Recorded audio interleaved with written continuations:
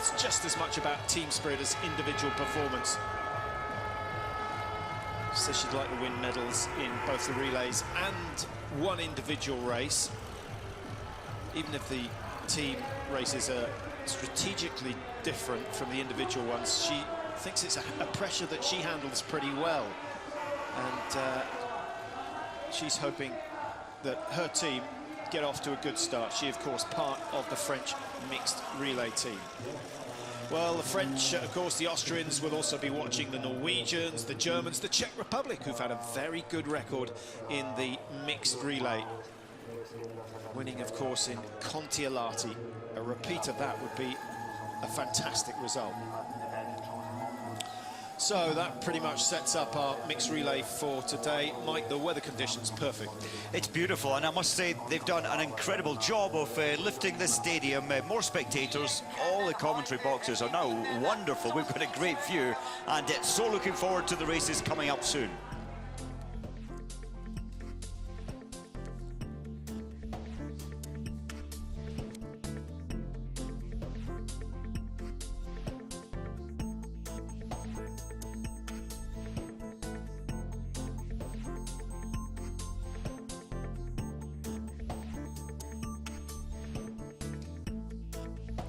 Two by 6 for the women, 2 by 7.5 for the men, and all the athletes here will be very familiar with the tracks, Mike.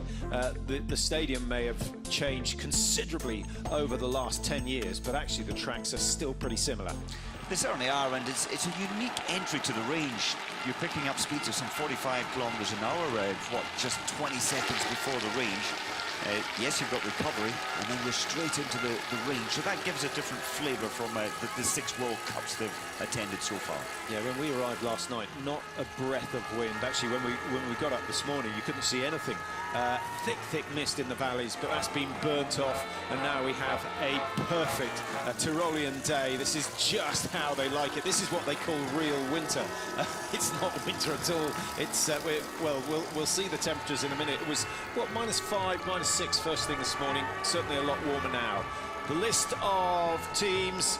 And Norway, having won the first mixed relay of this season, that was in Östersund, the only mixed relay of this season, they get the honour of wearing bib number 1. The defending champions are, of course, France, having produced a really good run out in Oslo at the World Championships last year. Only one change in the French team.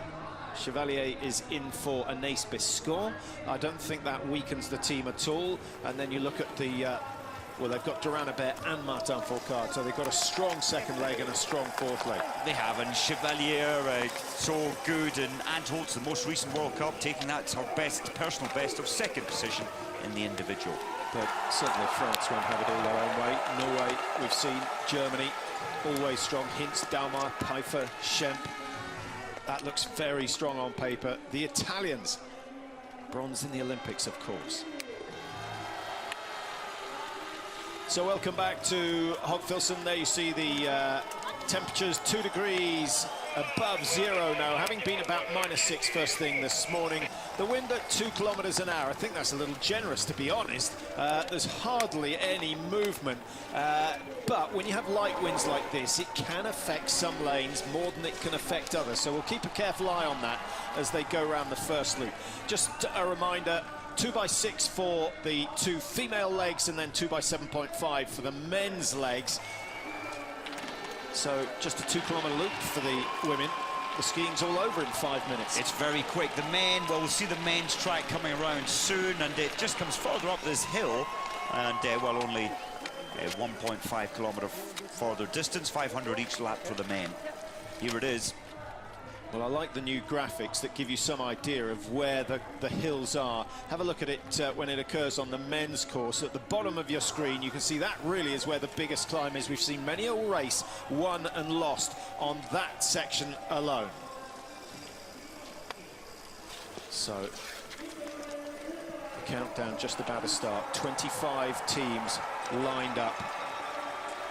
Norway wearing 1, Germany 2, Italy 3, Russia in 4, 5 is France, 6 Sweden, 7 and 8, that's the Czech Republic and USA, Switzerland 9, and bib number 10 belonging to Ukraine, with the hosts Austria in 11.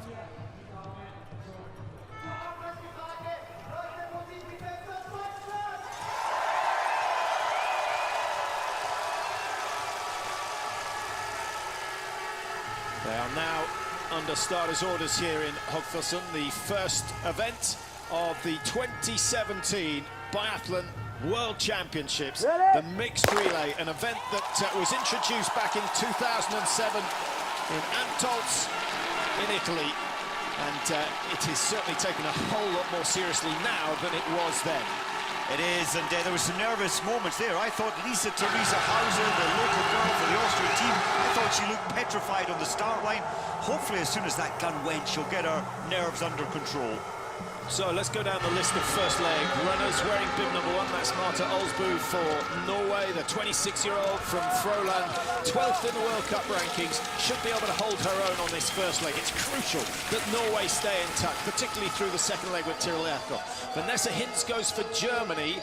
That's an interesting one. She'll hand over to Laura Dalmar, who we know is on fabulous form. Lisa Vitozzi for Italy. They've put their strongest women in the second leg. Dorothy Vera. Podjafarova goes for Russia. Chevalier in for Bescon, as we mentioned, for France. And she, of course, won a pursuit in Novo Mesto earlier this season, so got her first victory. We'll wait and see how she deals with the relay situation on the big occasion, because it's very different from the World Cups. Oiberg goes for Sweden. Puskachikova goes for the Czech Republic. They're wearing bib number 7. Susan Dunkley, the Americans have put their fastest woman first. She should probably set the pace at some stage, provided she improves on her form from Antolz. I think so. Look at this, Norway, Team Norway, they've played themselves down. Svensson was interviewed yesterday, and he said, well, there's a lot of on-form teams out there. I think he was trying to take the pressure off the Norwegian team, but it's been, so far, a great start, fast on the track. And looking very smooth indeed. She certainly improved. She looked good in Novo Mesto, she looked good in Oberhof, she looked good in Ruhpolding, but Olsbu, her shooting was appalling in Antolz, Mike. Do you think that was purely altitude, or do you think by that stage, the second group of 3 weeks of Biathlon World Cup racing, do you think it's just fatigue setting in? I think it was. We saw her form. It started okay. It started reasonably well. The first World Cup, down into the Alps, it was still good. And she kind of fluctuated within these previous 6 World Cup races. But World Championships are different, aren't they? Mindsets are different. It's just one moment. It's just 10 days in the Alps.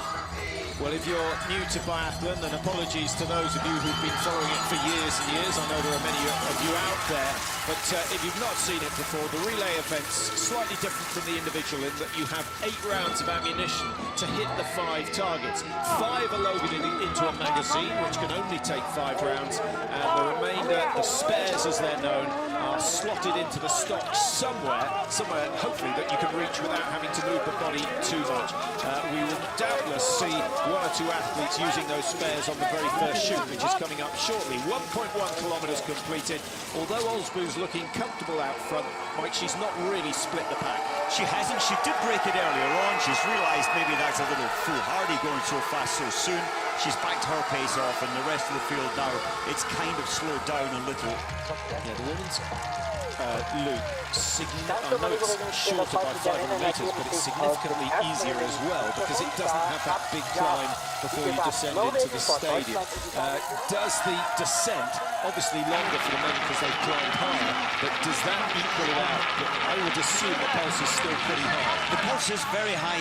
You know, okay, we're not at high altitude here, it's 1,100 metres, but the attack they've put into this first 4 minutes, it's a high point now, and then you've just got the very quick recovery, and almost 22 seconds later, you're on the shooting range. Olsbu looking very focused. We'll see how her shooting goes. 81% hit rate in the pro, which is 10% less than Vanessa Hintz of Germany this year.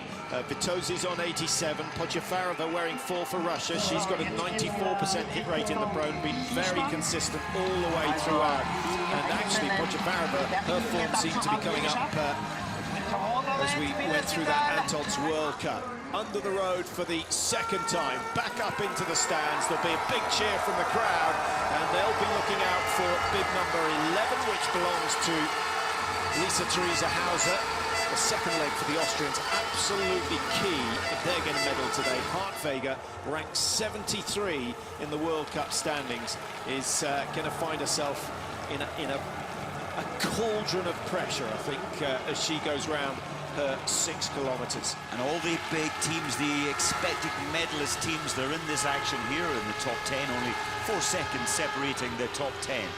So, Norway, the Olympic champions, in 1. Germany, who won the men's relay in Antolz, and the women have dominated the relays this year. Of course, took the silver medal last year in Oslo in lane 2 and strike early. USA, 3 out of 3 for Susan Dunkley. She makes it 4 out of 4. She's going very nicely indeed. Hints of Germany goes clear. Norway, it's not uncommon that they struggle on that first shoot. I'm not sure what it is, but again, we're seeing a similar situation.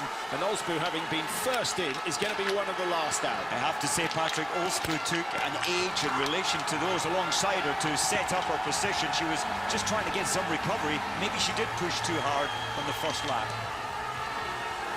2 more rotations, 2 more laps of 2 kilometers for the women. So Germany, Italy, France, Belarus, the first teams out, only 5 seconds separating the top 6 teams. Norway, really the only team to suffer on that first shoot.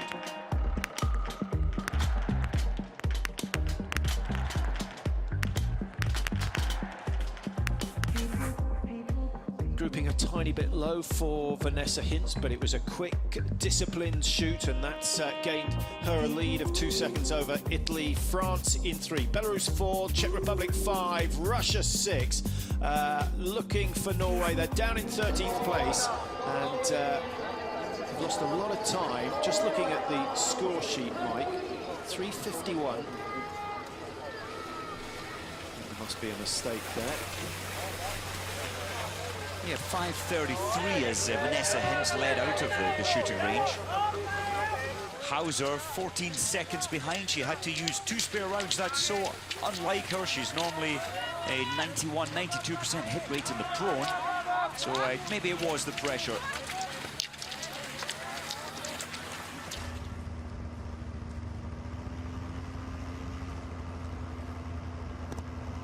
Out on the tracks again, and a few of the crowd have made their way down to the bottom end of the course. Most of the action happens up around the stadium. That's where the biggest of the climbs is. This is a fast section of the course, but nice to see 1 or 2 supporters down there. I think as the week goes on, certainly this weekend, we're expecting huge numbers on the tracks again, and a few of the crowd have made their way down to the bottom end of the course. Most of the action happens up around the stadium. That's where the biggest of the climbs is. This is a fast section of the course, but nice to see 1 or 2 supporters down there. I think as the week goes on, certainly this weekend, we're expecting huge numbers.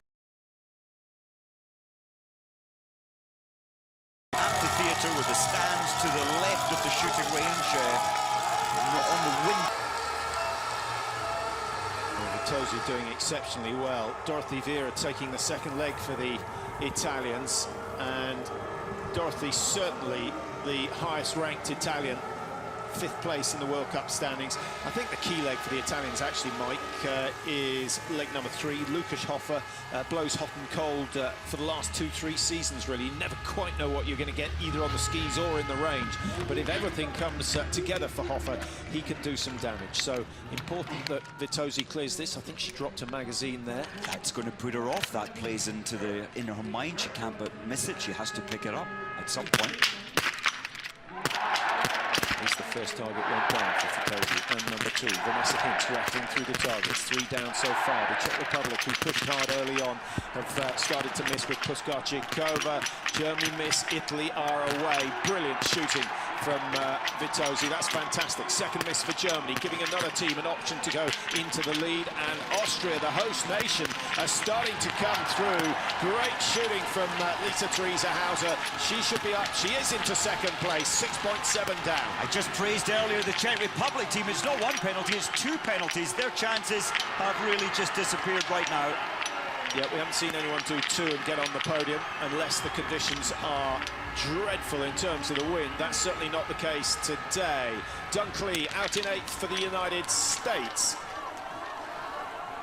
Well done to Norway, back up into third place and pulling that 15 seconds back to 9.6. Yeah, credit to Osbu where it's due.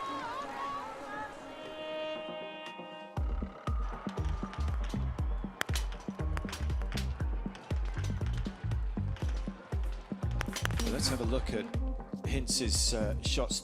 2 misses, so 2 spare rounds required, and that's pushed down the order. 15 seconds given away, which is about right, isn't it, Mike? 7.5, 8 seconds for a spare round. That's right. By the time you take it out of your rifle stock, you place it back in the chamber. I thought Vitosi was magnificent. She didn't use any spare rounds at all, not in the pro, not in the stand, and in fact, one of only 2 who have managed to hit 10 out of 10.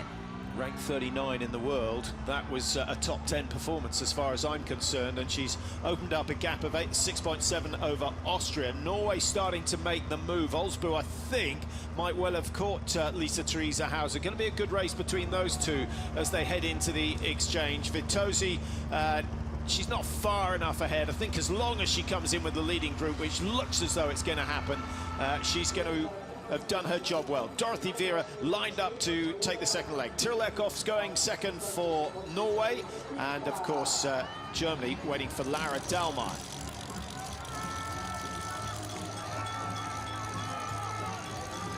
So the shooting completed for the first leg athletes, Italy, Norway and Austria. Looks as though Osbu's going to catch Vitosi. Take away those mistakes that Osbu made on the first shoot, Mike, and she would have had an absolutely stunning run.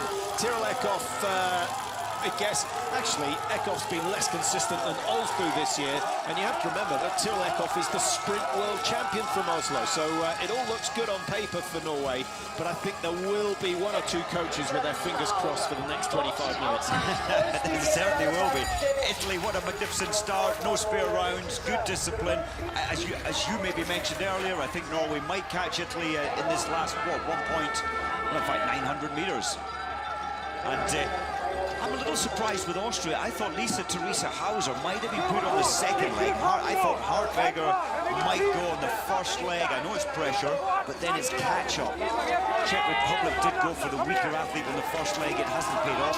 They're on the penalty look twice. Yeah, it'd be an interesting bit of research to see whether athletes actually perform better if they're put in a leading position or if they're put in a chasing position.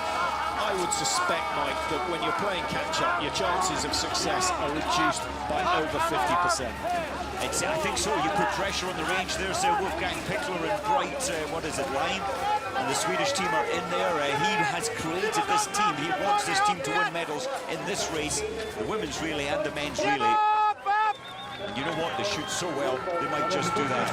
Ukraine have given away a little bit of time. Let's just run down some of the minor places. We know about Italy, Norway, Austria. They're the 3 in the lead. Germany 4, France 5, USA 6, Finland only 27 seconds behind in 7th. Sweden, Belarus, Russia making up the top 10. Slovakia, Slovenia neck and neck going in 11 and 12. Japan 13 and Switzerland and Kazakhstan making up the top 15 in the women's relay. Still, Mike, we have 20 teams within the first minute. I know it's only the first leg, but we don't usually see, when we have a field as big as this, we don't usually see only a minute separating the top 20. I think this season has been a revelation. Women's biathlon has totally lifted its game. We had always 5 or 6 strong nations. Now, as you say, 20 nations within 1 minute. Sadly, Czech Republic are outside that 1 minute. They're 1 minute 4 behind, second last. It's not over. We always say, if you make mistakes, make them in the first leg, give yourself a chance to make up for them, but it's going to be a long, long haul for them. Gabriela Kukalova. Well, if we're going to have someone on the second leg, you'd either want Dalmar or Kukalova. Well, you would. But I'm just wondering, with the women's sprint competition tomorrow, will Kukalova, will there be team orders to maybe just back the pace off? I'm not sure there will. Well, Vitosi has done well to hold off Osbu over the tougher part of the course. I think maybe Osbu coming out of the range just a little bit too fast. It took her no time to close down the margin on the Austrians with Lisa Theresa Hauser. So it will be Italy who lead out in first place. It's Italy, of course, hosting the last of the World Cups in Antolz. They didn't have a huge amount of success there, but if they get a medal in this opening event, they will be absolutely delighted. They did take the bronze in the Olympics back in 2014. Norway in 2, the Olympic champions. Austria in 3, and the Austrians certainly have a strong team with Ada and Landertinger taking legs 3 and 4, but this is the crucial 20 minutes for Austria. If they can stay in the top 5, they still have a chance of getting on the podium. USA 4, Finland 5, Germany down in 6, Vanessa Hintz tiring in the closing stages. France, the defending champions, in 7, but less than 27 seconds behind. I think we'll see the French starting to come through. Marie Durand-Abert on course for them now. Very much. Allspur, you cannot knock her for what she has achieved there. 1.8 seconds behind. Mission accomplished for the Norwegians and for Johannes Tingesbo, saying he will win a gold medal in each of his 6 events. I know that was tongue-in-cheek, but that's what he's aiming for. Well, Martin Fourcade's interview saying he'd learned not to say things like that because when he last did it at a Junior World Championships, he went home with nothing. Let's hope that that's not the case for Johannes Tingis. In terms of the bows, Mike, the good news is that Tadej is here. He's well. He's selected for the sprint race in 2 days' time, so that's fantastic news for the Norwegian squad. It is, and the Norwegian team themselves, the athletes, he was borderline Tarja with all his health setbacks, and they said, as a team, we really, really want Tarja back. He's so good for team spirit, he's so positive, and he brings an extra buzz to the team. Well, I'll tell you what, Tyrell Eckhoff here looks on fantastic form. Haven't seen her in this sort of shape all season, but she looks very determined. It is the shooting that's proved her undoing over the years, but she got it together at the last World Championships, and when you've done it once, you believe you can do it again. How about this coming through the ranks? Number 13 can only be Kaisa Mäkäräinen from Finland. She started 14 seconds behind. She's hauled most of that time back in less than a kilometre. That's a great start. Yeah, the first section of this course is predominantly downhill, so it's for those who've got good skis, those who've got brilliant balance. The efficient skier tends to do very well on the opening part of this course. I love Tyrell Eckhoff's cornering there. That is brutally confident. She took a great line. She managed to catch a couple of metres back. She looks happy to stick in behind Dorothy Vera. If you were her coach, would you be urging her to go ahead? It's an interesting one. I mean, she looks so relaxed, Tyrell Eckhoff. Maybe that is team orders. Listen, you've got to take it within yourself the first time round. The dancing strides of one Laura Dalmar, Austria, dropping down the rankings, but still up with the leaders effectively, only 7.5 behind. Claire Egan of USA, 11 seconds down. Good start, and Susan Tunkley doing well, Mike, for USA. Yeah, great start for the Americans, still, well, 7 seconds behind. It's a great job. So many teams there in the action. Still 8 teams within 22 seconds. This hill, it doesn't look much on our screen, but it's brutal, it's so steep.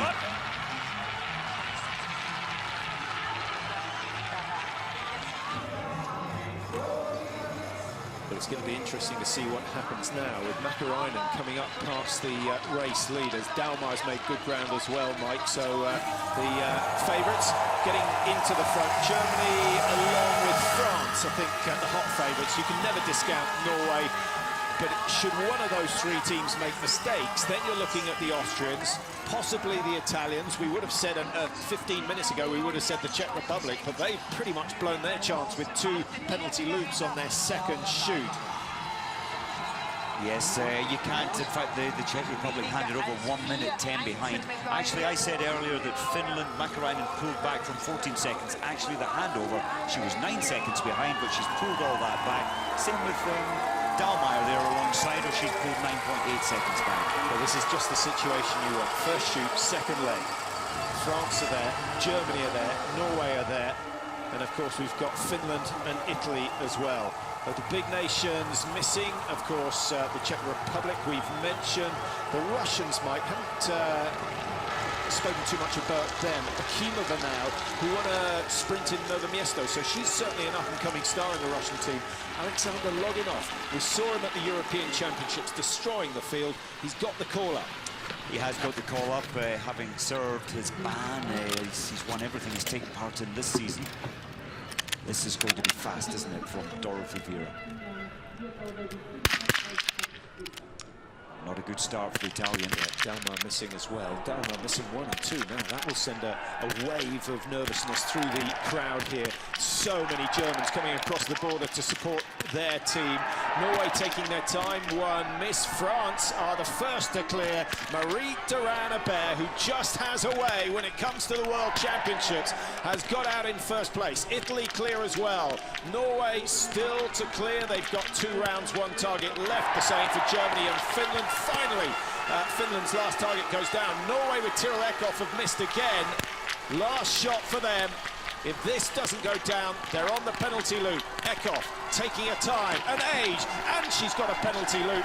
That damages Norway's chances massively, particularly because France, Germany, Italy, and Finland are ahead of them. Well, that's you can't make this up. The wind conditions are perfect. Poor old Austria. That's so much pressure on Hartwegger. I can't understand why she didn't take the first leg.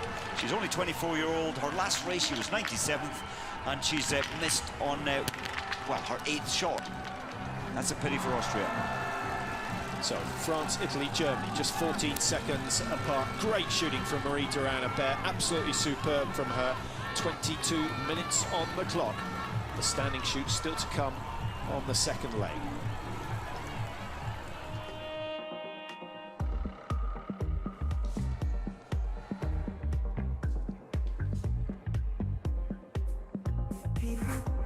Well, these are Dorothy Vera's targets. A little erratic. That's not the sort of grouping you expect on the prone. I guess with so many racing hard to get into a strong position, Mike, Vera was leading, but still working hard, trying to hold the others off. Very much. What's surprising me, Patrick, she broke her normal routine, which is normally 4 or 5 seconds faster than that, and I think that's what put her off, unless missing the first shot made her really calm down and take her time, make them count. But she did open the door for France to come through. There's Durand Abert back at her best.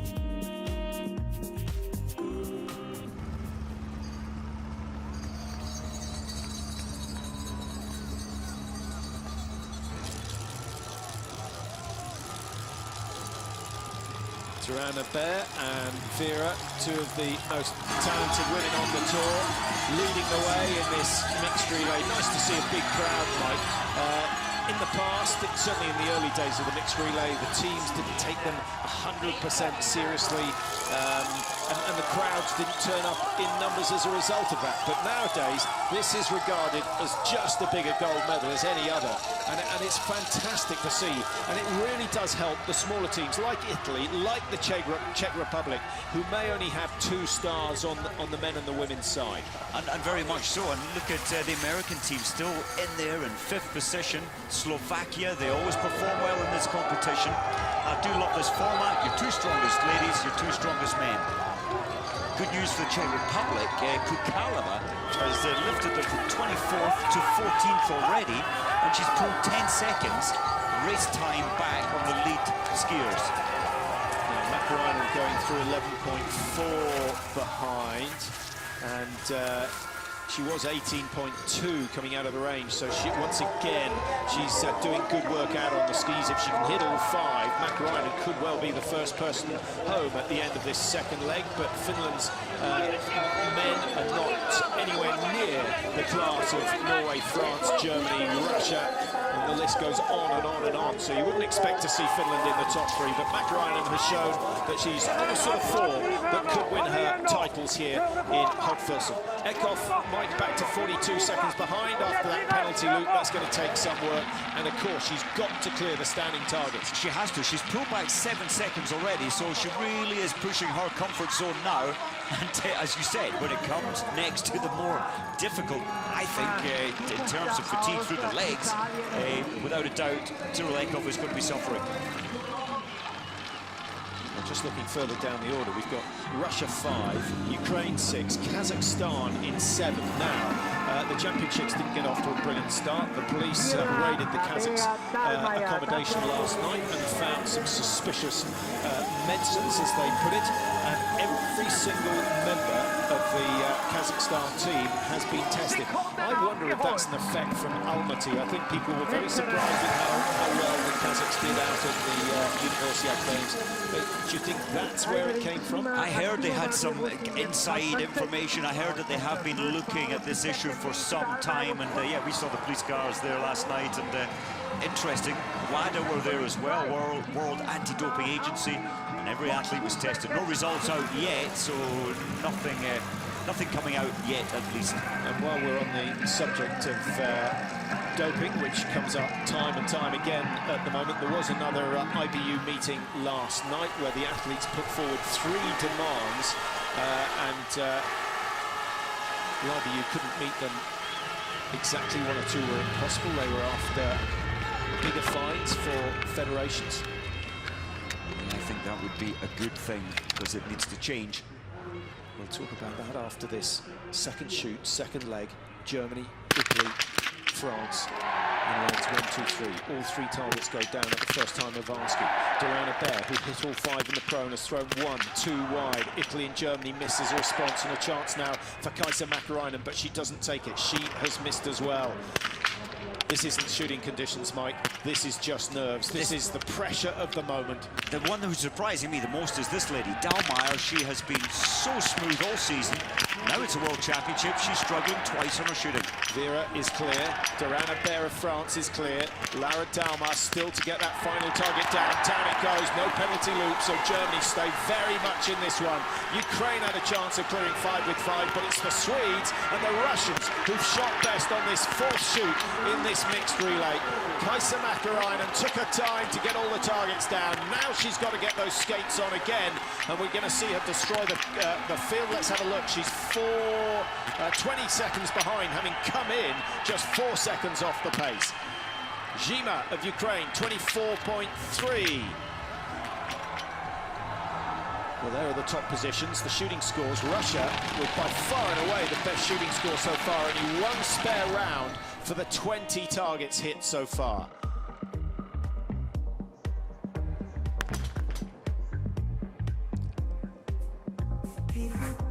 Great performance from the Italians.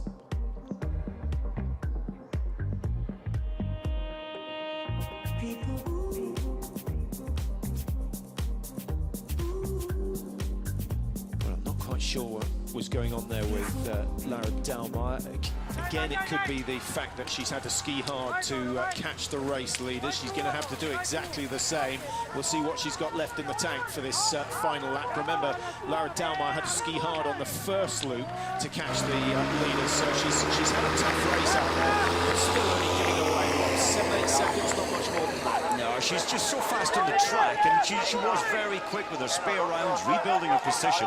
Unusual that she's had to use 4 spare rounds, though. 2 in the prone, 2 in the stand. Akimova for Russia looks as though she may well be in the sort of shape to take medals at these championships. Dorothy Vera would dearly love to. Durana Bear, who took a medal in every single event in the last World Championships in Oslo, she could well do exactly the same again this year, Mike. Well, and raising her game so much, and Durana Bear has looked sharp throughout this race, very determined. Her shooting has not been bad at all. French are on 4 spare rounds in total, and I think Chevalier missed 2 of those. So Durana Bear having missed 2 as well.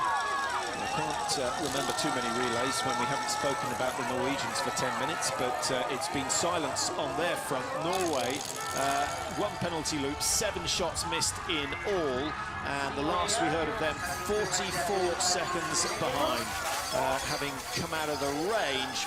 In fact, 38 now, having come out 44. So they gained 6 seconds on this last leg, but Tilakov, her shooting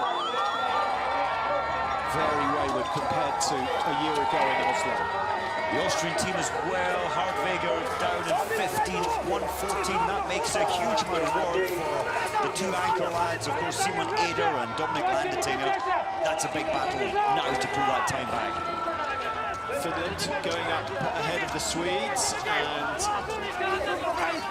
Kasanakarinen once again working brilliantly well. What about Magnusson? The Swedes are really performing above expectations, only 19 seconds off, nearly at the end of the two women's legs. Yeah, that's a good run by Magnusson. Jesper Nellin on the next leg for Sweden. I was slightly surprised. They had a lot of choice. Arvidsson, Fenling, Samuelsson, a youngster who's coming through the ranks. But Jesper Nellin's the man who's got a shout. Freddie Lindström, I should say, on the final leg for the Swedes. Now Durana Bear tries to up the work rate again. Dorothy Vera pretty much stays with her. Lara Dalmar's still got that little bit of spring in the step that has done so much damage on so many races this year. 4 wins already this season for Lara Dalmar as she heads to what looks as though it's going to be her first Crystal Globe season. Very much. We haven't mentioned for a while the Czech Republic. Kukalova is now only 42 seconds behind. The Czech Republic, having said they're out of it, are still in it. Position number 7. Position 10, 42 seconds behind. And just a second behind the Norwegians. So 2 strong teams trying to make a comeback. They've got plenty of targets in front of them. Certainly Norway won't want to get beaten by the Swedes. They were upset enough when it happened in Sochi in 2014 in the cross-country, women's cross-country relay. They would be devastated if they lost to Sweden today. Look at Ekhoff. She started so relaxed today, but she's in a world of pain right now, and she needs to keep that pressure on for Johannes Tingus Bo going next. Yeah, that work from Ekhoff could prove vital come the end of the day. We're almost complete with the 2 women's legs. Lara Dalmar, as most of the German fans expected, leading the way into the stadium. Her shooting far from perfect, but her skiing more than making up for the mistakes on the range. I think the Italians are the ones who've exceeded expectations. Germany and France, regular medalists in this event, 1 and 2 at the moment, and Italy in 3rd position, hoping to repeat their success of Sochi, where they came home with the bronze medal. But that was largely because Germany got disqualified ultimately after Avi Sackenbacher was disqualified. Yes, she was. The team has to be disqualified as well if one has been taking or perceived to be taking substances. That was obviously done, well, 4 months after the Olympics. So Finland 4th, Russia 5, only 22 behind. Absolutely no problem for them if they continue to shoot as well as they have done. Russia with Loganov and Shipulin.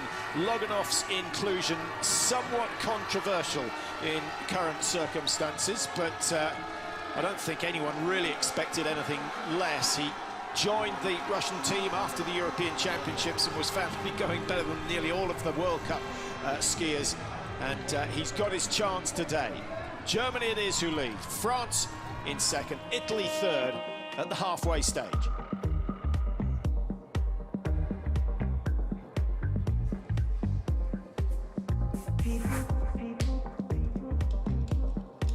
Dalmar is skiing brilliantly well. She might have to improve her shooting if she's going to win herself some individual gold medals here.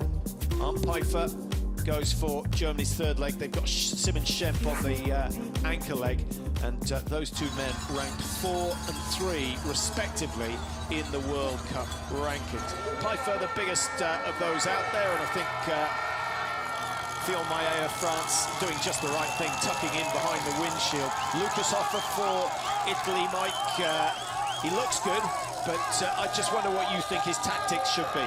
Well, I think he should stay with this pace. He's got the ability to do that, and we often see Lucas shooting better in relays. When he's got 3 spare chances, it takes a lot of that pressure off him, and he seems to build some confidence. He seems to be able to get the targets down. I hope that is the case today. News on other teams. Norway still 41 seconds behind. The Czech Republic have got to within 41 as well. Moving up the rankings, but not getting any closer to the leaders. 35-23 on the clock at the moment. Fantastic to have only a second separating the top three. That's quite a technical corner. Not too bad on a day like this, Mike. The sun has softened the snow, but when it's hard and when it's icy, and when we have slightly earlier starts later in the week, we could see one or two problems there. I think so. Loganov, we haven't seen much of this man. Yes, he came on the World Cup scene, pre-Olympic season. He was banned after that January, I think it was, January races in Antholz. And so he served his year's ban. And he has been racing so well at European Championships, IBU Cup, and he looks the real deal athlete. Here comes Johannes Tingis for Norway, and obviously wearing bib number 1. The Czech Republic have Andrej Moravec now, and Mikhail Křižmar taking leg 4 for the Czechs. So Schlesinger doesn't get the call up for the mixed relay, and Sukov likewise. Just thinking the Belarus team, they're down now in 19th position. No Dahlmeier, she's not included, but I think she will be winning medals, individual medals, probably, possibly tomorrow in the sprint competition. Did I say Dahlmeier? Day one and I'm getting names mixed up. Yes, Don Ratcheva, not including her in their lineup today. Well, here comes Loganov. He's gone past Finland without too much trouble. That's Jesper Nellin of Sweden. Nellin, I think, is going to get caught by Norway and the Czech Republic. Is that Ukraine sandwiched in between those two? I think it is. And that's Sergei Semenov for Ukraine at the moment. Pedrushna and Chima didn't really see them. They dropped off the pace early on. Now, is it good news or is it bad news for Norway? Johannes Tingis has pulled 7 seconds back from the lead teams here. That's a huge margin in just over a kilometre. I don't think he has an option. I don't think he has an option. They don't have a superstar. Well, they've got plenty of superstars, but they don't have a superstar on the final leg. No, they have a Schemp or a Fourcade. I agree. They need to get back in the action, back in the pressure at the front of the race. And I hope that Johannes lets those shots go so fast, go back to his old shooting, and he may well take them back up into the top 5. Yeah, I think Norway are now at the stage where they've got to take risks if they want to medal. If they want to win, they've just got to take risks from now all the way through to the finish. It's still possible, but quite a big margin. You can see the clock ticking away. Last time we saw them, Norway were 35 seconds behind, and they're only just going to come onto the mat as the leading 3 teams complete their shoot. Interesting, Arndt Pfeiffer wearing bib, what, 3? Sorry, bib 2, yes. He's obviously wanting lane number 2. That would be his hope. That's because that's where he zeroed. And I think he let Lucas Hoffer know that's exactly what he wanted. Yeah. And Hoffer's not going to argue on this occasion. So, Fillon Maillet of France in 1. Arndt Pfeiffer in 2. Lucas Hoffer of Italy, 3. Might be able to pick up on the breathing. First shot crucial.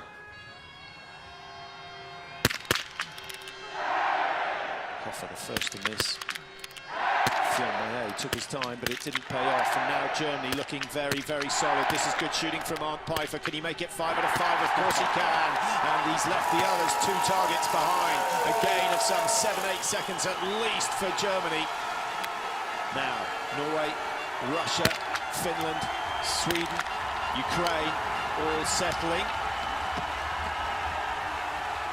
So the first time that any team has had a significant lead. Over 10 seconds, 11.1 the margin. Johannes Tingis, Mike, not sure whether he's got an issue, but he took a long time to get the first target down. Now he's in business, and he's got a little bit of catching up to do. 4 out of 4. Does 5 go down? Yes, it does. The preparation paying off on that occasion. Very much. Loganov faultless, 5 out of 5. Sound, solid position, but lost from 22 to 28 seconds from the lead time. Finland out, and Sweden, good battle going on there. Johannes Tingis still down in 7th position from 48 seconds. The margin's now cut to 39. Benny Vega, I saw his right elbow slipping out a little bit. He pulled it back in. That was fast. Yeah, well, you expect nothing less from Simon Eder. The host nation suddenly had their hopes raised again. It went horribly wrong for Fabian Hartwege. The Austrians, Mike, not in the top 10. We'll try and find out exactly how many targets they've missed. The Czech Republic and Norway, the two teams that really shouldn't have been on the penalty loop, but have been. Germany, pretty good so far with the rifle.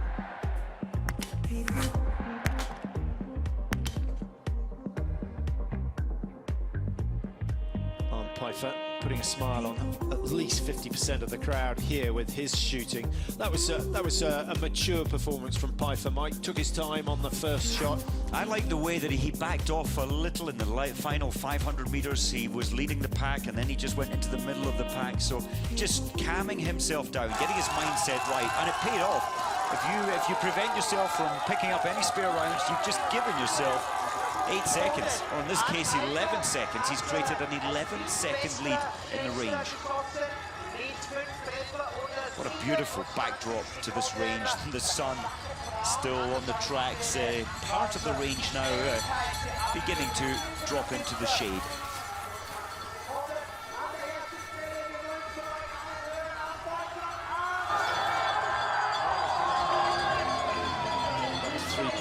Pfeiffer had a lead of 11.1. Lucas Hochfilzen actually doing some decent damage out there. 5.8 he's pulled back to. Phil Maillet was 14.1 behind, now 11.3.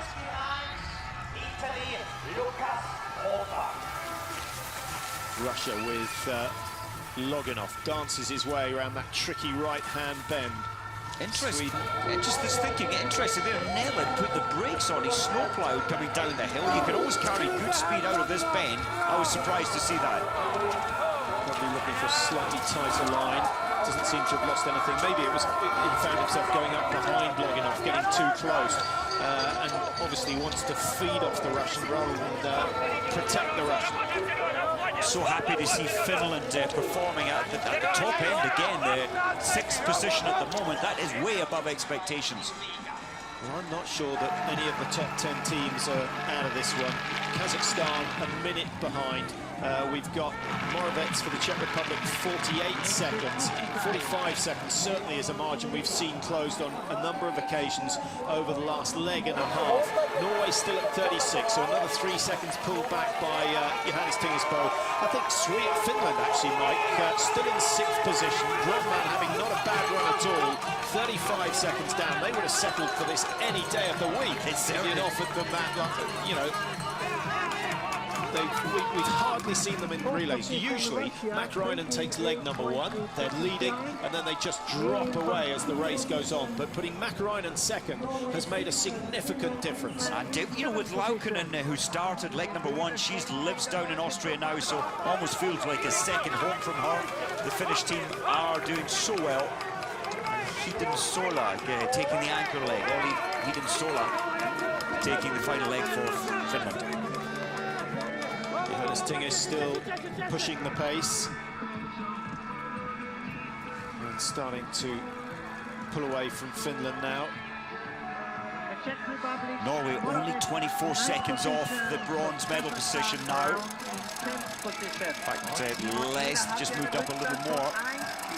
Russia still the best shooting team, just one target missed so far, which is why Loginov finds himself so close to the podium positions in 4th. He's only some 17 seconds, is it, behind? 17, 18 seconds behind Phil Maillet of France, the defending champions, in 3rd at the moment. They've only missed 5 targets. Italy have only missed 4. Germany 6. Norway have only missed 7, but they've done 1 penalty loop. That came on the 2nd leg, a disaster for them.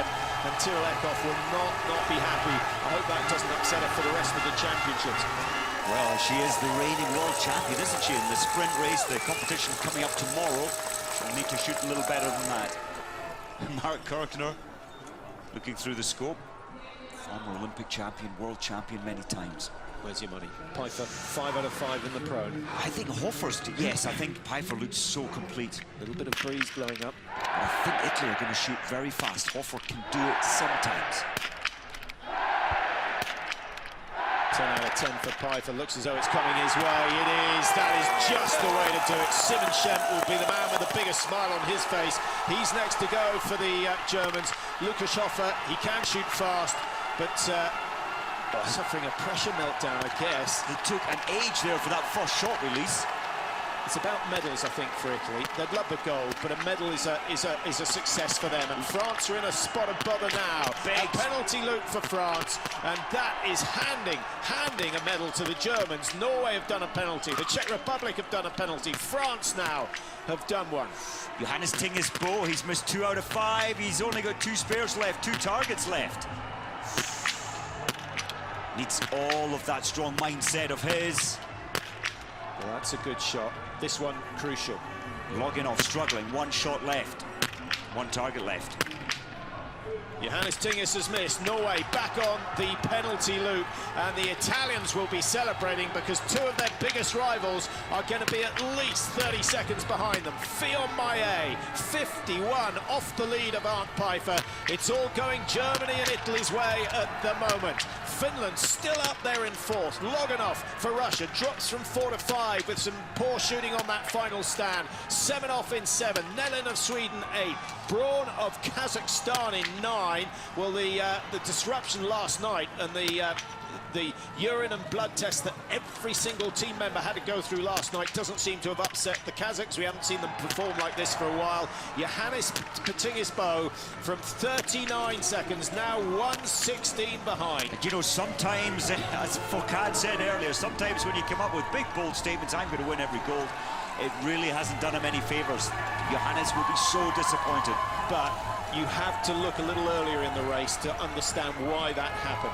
He had no choice but to ski as hard, to shoot as fast as he possibly could, and it's not worked on this occasion.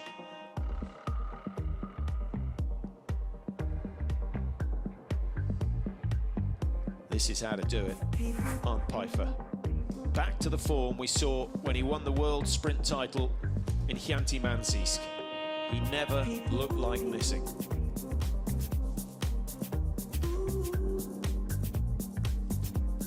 A little bit of pressure on Simon Shem, but if you were to offer him a 15-second lead, he would have taken it. Look at that. That was, he was so composed. He didn't ski to his maximum in either of his first 2 laps of 2.5 kilometers, and now he's on his maximum. I thought that was a beautifully disciplined performance into both shoots. Stitzel, he was a picture of calmness in the hotel last night, but now he's back out on the tracks.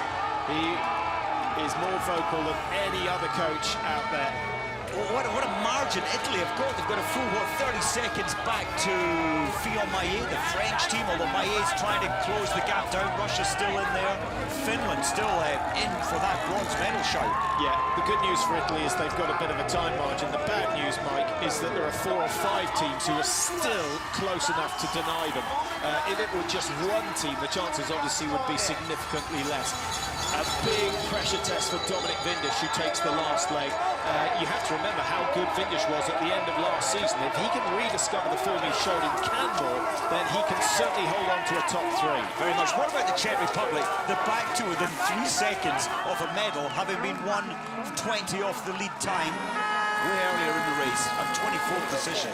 Yeah, that's fantastic news, and that's news that Norway can take some hope from. It's not over yet for Norway. You know, who knows? People at first day of World Championships can have meltdowns. We've seen that today already in what actually is very easy shooting conditions. The bright light, though, we don't often get very bright ranges these days. Most of the season has been cloudy or evening racing. Pfeiffer's taken 11 seconds out of Hofer over the last 1,400 metres, and they've still got another 900 to go, so he could take that margin up to somewhere close to 30 seconds, which Simon Schemp will be delighted about. He takes the last leg. Schemp, remember, 3rd in the World Cup standings. Loganov still dancing his way up this monster climb on the far side of the road from the stadium, and Russia 3rd position at the moment, so he's gone from 5 to 3 on this lap alone, Mike. Yes, he's done well. The Russian's still well and truly there, with Shimpulin coming up, taking the anchor leg. It's a safe biathlete on the anchor leg. Fiormaillet trying to hold France in there. Their fourth position at the moment, just 1.7 seconds off the Russians. That will be an interesting battle between, of course, Anton Shapulin and Martin Fourcade. Shapulin and Schemp, the two big challengers to Fourcade this year, but both have come off second in just about every single battle. 15 World Cup races. Martin Fourcade has won 10 of them. Is it possible for the great man Fourcade to pull back 51.7 seconds in this final leg? It just really depends on how good or how bad Schemp is on the range. There's Schemp now, looking anxious. Simon Schemp, ranked 3 in the world. He's been pretty solid since Oberhof. So, can he secure a gold medal for Germany? Mickey Grice, of course, has been a part of the mixed relay. He's gone away with what? Gold, silver and a bronze from the mixed relay at World Championships. Yes, and of course it was a silver medal last year, looking pretty good at the moment for a gold this year, but on the anchor leg, anything can happen. Can Dominic Windisch pressure the Germans? I think Schemp will have settled for Italy behind him. He'd rather have Italy there than Norway. But look at this fight now for that, not just for the bronze medal. They are still believing they can get silver. There's still a chance of gold for any of these teams. So France have got themselves back into 3, but they do have the world #1, arguably the greatest biathlete of all time, going for them. Martin Fourcade, ferociously competitive. He's going to settle in behind Anton Shapulin. He knows his game plan. That's interesting, Mike. Were this the lead, you'd understand that. But the fact that Italy and Germany are 21 seconds and 46 seconds respectively down the track, you would have thought Fourcade would get after them. I thought so. I thought that would be a strategy, but he really has a plan. And maybe there's Johannes Tingesbo just disappointed to have dropped Norway down. To miss that one target, that will hurt him mentally for quite a long time. But 108 off the lead, but they're not that far away. What is it, 25 seconds or so off the medal positions. And a chance for Svensson to be the hero again of Norwegian relay teams.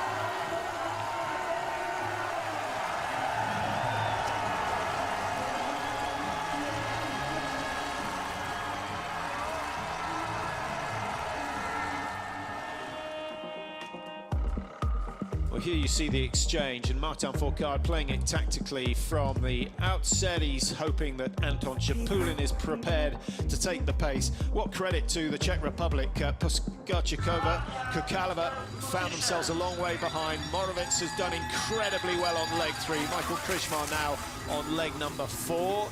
Are you surprised in the selection of the Czech team?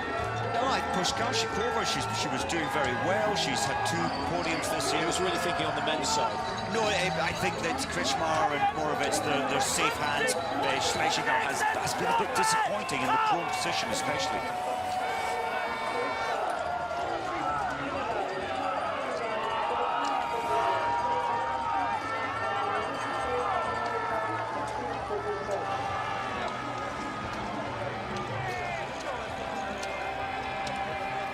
Still 23 seconds between the 2 leading teams. It was 22.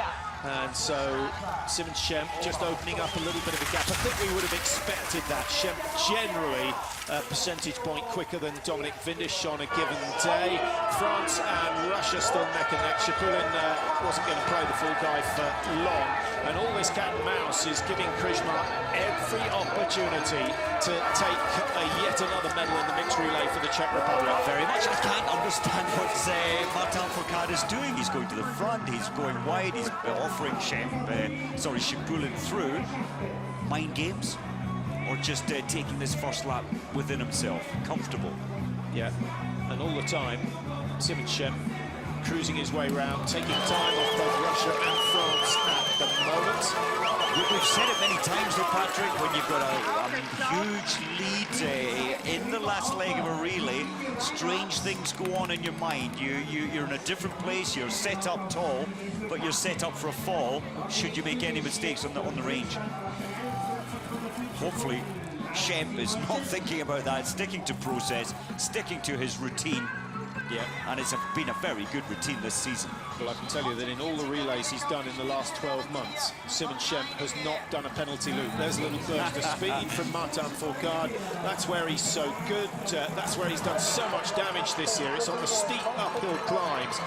His power-to-weight ratio, he's not a small man, but he still has the most phenomenal power-to-weight ratio. I watched an interview from him a couple of nights ago, Mike, where he was saying he knows he has a good VO2 and he knows he's strong, but he still believes his mind is his greatest weapon. Do you know, to have an engine like that, and when you put the top part of the body, the head, for me that is crucial, especially in biathlon. You need to have super strength. He's got it all. But I still don't get those tactics. Why did he suddenly... Why did he, you know... To irritate other teams, maybe. Possibly. And does that mean he's not chasing that gold medal? It didn't look like it to begin with, but I think he is now. But his tactic was brilliant. He made sure that Moravec was ahead of Šepulin, and then he put his turn of pace on, and Šepulin had to go wide. He was quite anxious to get past Moravec. Well, that, of course, at the moment is the race for the bronze medal. A little bit of video that... Which of the French coaches is that? I can't quite see. I don't know which one that was. So, big moment for Simon Schempp. All he has to do is what his teammate Arndt Pfeiffer did some 17 minutes ago. Nobody in sight down the range. What a beautiful place to be. Dead center.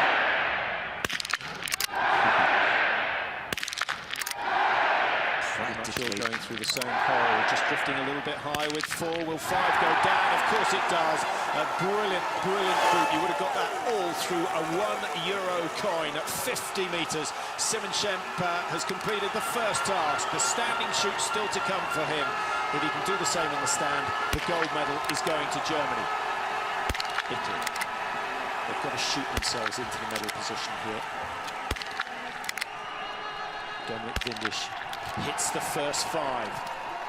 What a day for Italy. Now he's dropped something, Mike. I think he might well have dropped his glasses. Technically, you're not allowed to leave anything. He probably didn't know they fell off the top of his head. I'm pretty sure he didn't.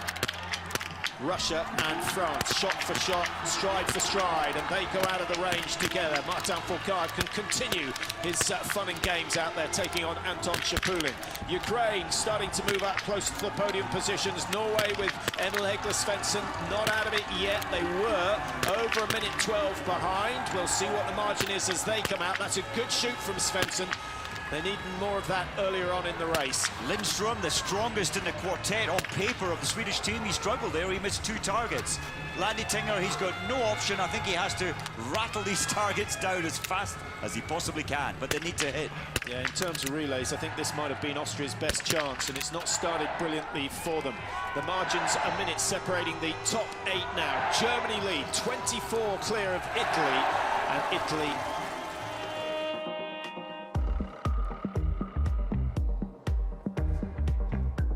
Really solid from the Germans, Mike. Started off with Vanessa Hintz. Lara Dahlmeier skiing herself out of trouble. Wasn't brilliant shooting from Dahlmeier, but she's strong enough on the skis. She's looking good for a massive haul of medals, even better than she got in Oslo last year. I think so. And often, if you're going to have a bad day at the World Champs, it's a day when you've got 3 spare rounds, the first day in the relay. So that hopefully that'll settle Dahlmeier's nerves leading into tomorrow's sprint competition. Yeah, she took 5 last year.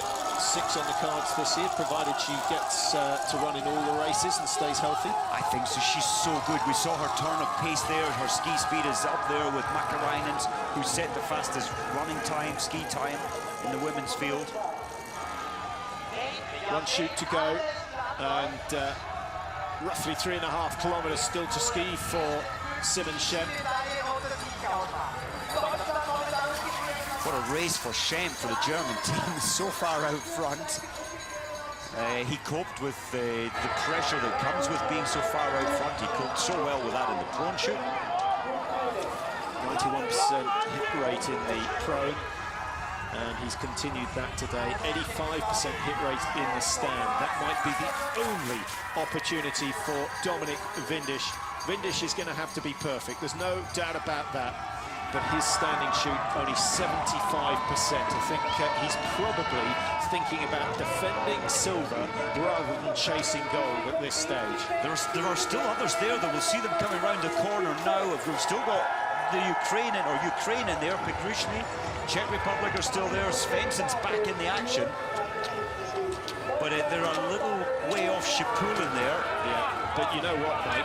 Italy will be getting nervous because there's only an 18-second margin between them and both Russia and France. And if Shipulin and Fourcade shoot like they did in the Pro, they're going to close that down to 4 or 5 seconds, and then you know what's going to happen. Italy will be raced out of the medals on the last 2.5-kilometre loop. It could so easily happen. That would be such a cruel turn to this race. Italy, they were one of the latest teams to start developing their women's programme. They didn't have a women's programme back in '92 when the first time the women came to the Olympics. But they're really at the sharp end of the game now. For those who are fans of the Scandinavian teams, I can tell you Norway are still down in 7. They're 1:03 off the lead. They're still some 20 seconds off the top 4, 22 seconds off the podium at the moment. Sweden are down in 8th. Finland, I know they're not Scandinavia, but from the same part of the planet, are down in 9th ahead of the host nation, Austria, who are 10th at the moment. 1:38 off the race leaders. So 21 seconds separating 1 and 2. It's another 18 seconds back to Russia and France. And here we have Shipulin and Fourcade. Fourcade not bringing out the same strategy as the last time up this climb. Just thinking, of course, Italy are the Olympic bronze medalists in this event. They have been here before at a major.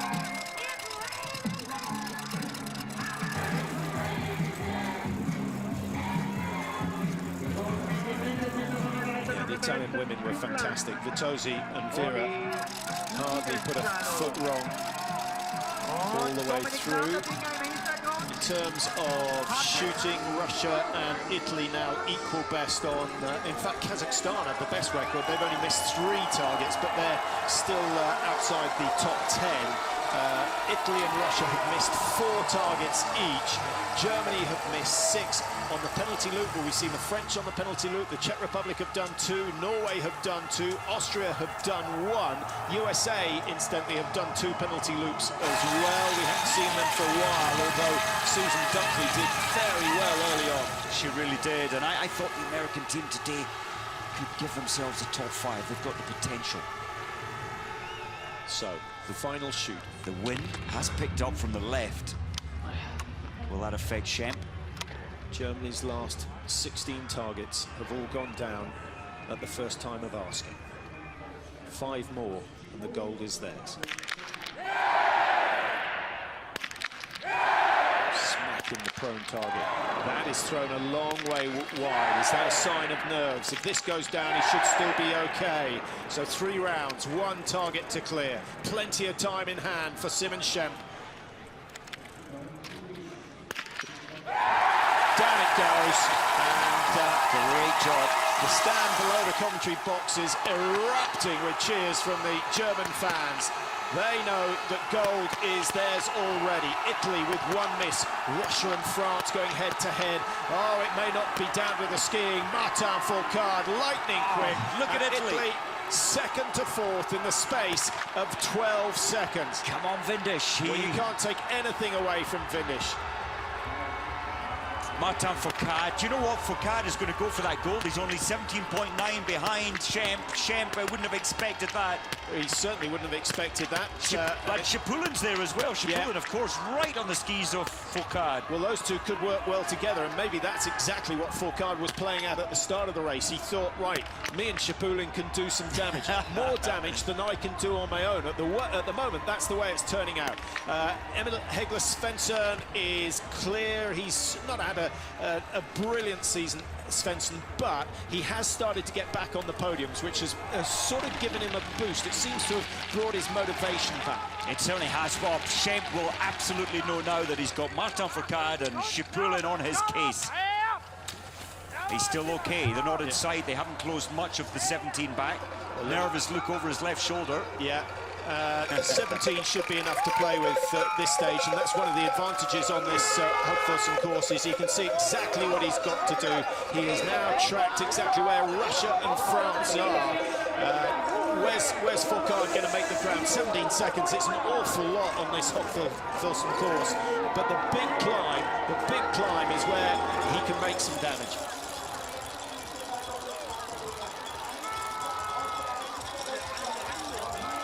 That's a great picture. You can just see the speed they're traveling on the flat, some 24 kilometers an hour along this section, and it's uphill.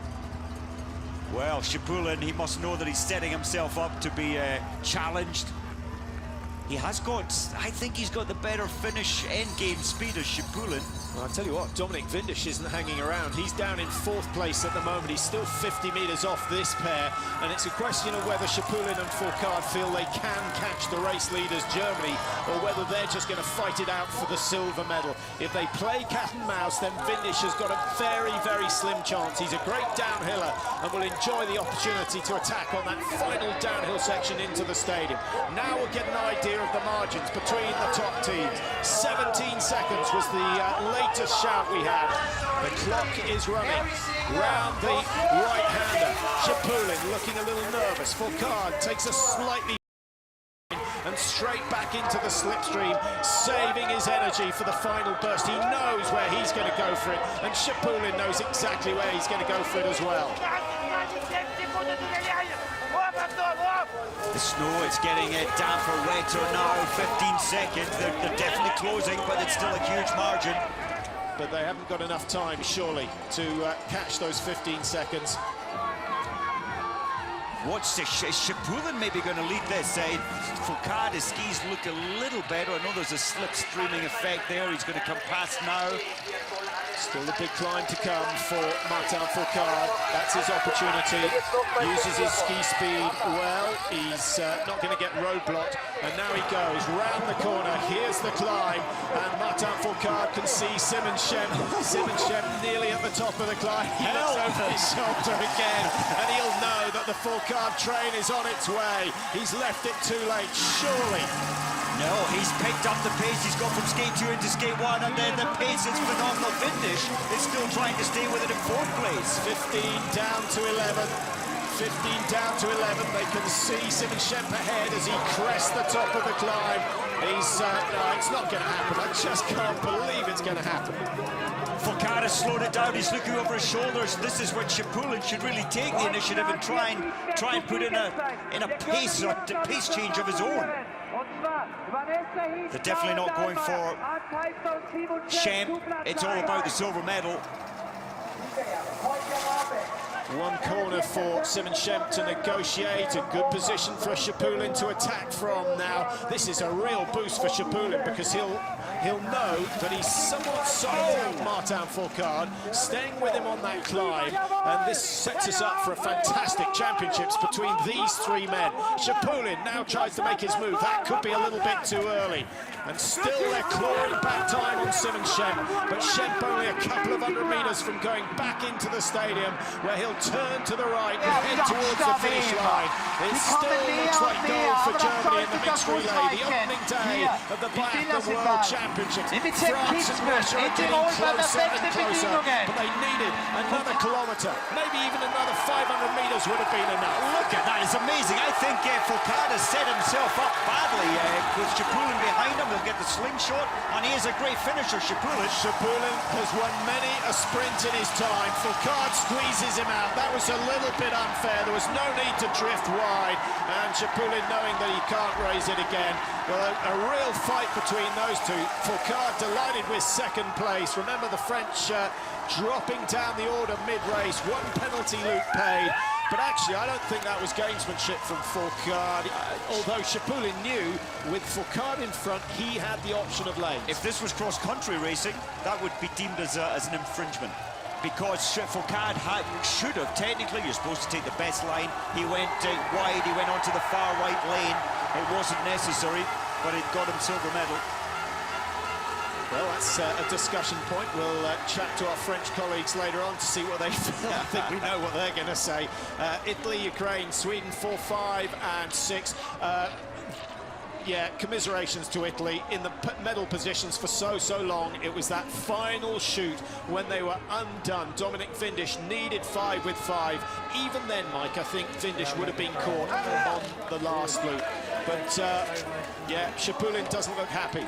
But there's not a huge amount of love between France and Russia at the moment. Foucault very vocal about his opinions of on the McLaren report and what's happened since 2014. I suspect there was a little of that being played out this afternoon. You could sense that, and there was no congratulations either way. It's all about there's no love lost now anymore, sadly. Well, there's your French quartet. Gold medal a year ago in Oslo. They take the silver today behind Germany, who were by far the better team early on.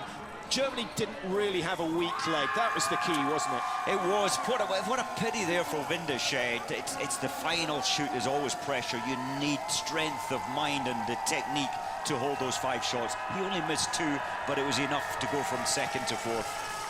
Germany, 7 spare rounds required, no penalty loops. Russia still with the best shooting score. Just looking down for Kazakhstan to see what happened with them on the last. No, they missed 3 on the last shoot alone, having only missed 3 in the whole of the rest of the race. So Germany 7, France missing 9 in total, one of those being a penalty loop. Russia just 4 misses, Italy 6. Slovakia, Canada across the line, Switzerland in 14. Norway, Mike, not the best way to start the championships, down in 8th place. 2 penalty loops. When you look down those top teams, well, yes, France were on the penalty loop, that was surprising. And then you have to go all the way down to Czech Republic. They're in 7th, just ahead of Norway. They did 2 penalty loops as well. Germany, pretty good. 7 spare rounds. Dahlmeier accounting for 4 of those spare rounds. You couldn't make it up. You wouldn't predict that. Yeah, I'm just trying to think how it affects athletes who've let the team down. In Norway, it was Tyrrell Eckhoff, penalty loops. Okay, Johannes Tingesbo did a loop as well, but he was having to go 100%. He'd had to throw caution to the wind, so actually it was Eckhoff who set the rot in. With the Czech Republic, Mike, they had a real chance, but things went wrong early on. Well, you can't. I think we said when Pushkashikova went on that penalty loop twice, that's them out of it. But incredibly, Kukalova got them almost back into it. Morovitz did a great job. Kretschmar as well, a great job. But you cannot pull 2 penalties back in a relay anymore. And what is the long-term effect, or the effect over these championships for those athletes who've got it wrong? Oh, it's very negative. It's hard to come back from that well. So the opening day producing all sorts of drama. Germany take the gold medal in the mixed relay. France the silver. Russia racing themselves into the bronze medal. Italy raced out of it, losing it on the final shoot.